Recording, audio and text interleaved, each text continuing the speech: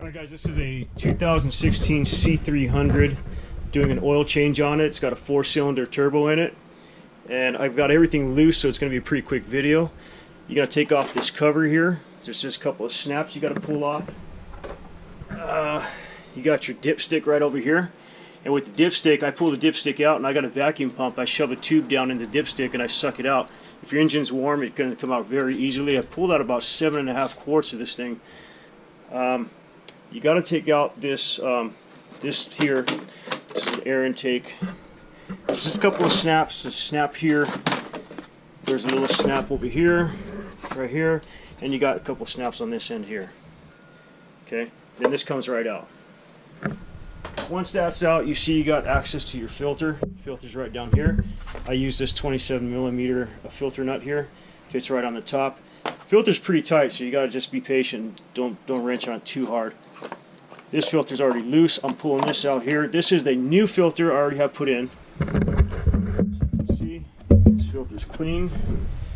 So here's the new filter. Now, I'm going to show you a little problem with this filter. What I did, and try not to do, because you don't want to end up at the dealership like I did. So here's my original filter. And when you take this off, I've seen some videos where these filters just come right off or they're still in the car. That didn't happen to me. This filter was stuck on the shaft. It was so tight I couldn't take it off. What I did was I grabbed a rag and I held it in the rag like this, and I tried twisting it off and it didn't come off. What happened was when I held this, it spun and I ended up ripping off this tip here, this little tip of the filter housing. It's very, very thin plastic, breaks really easily. So after I broke that, I said, what the hell, it's already broken. Grabbed a pair of pliers. Now this worked. I don't know if this is the right way to do it or not. It didn't damage anything. I grabbed a pair of pliers.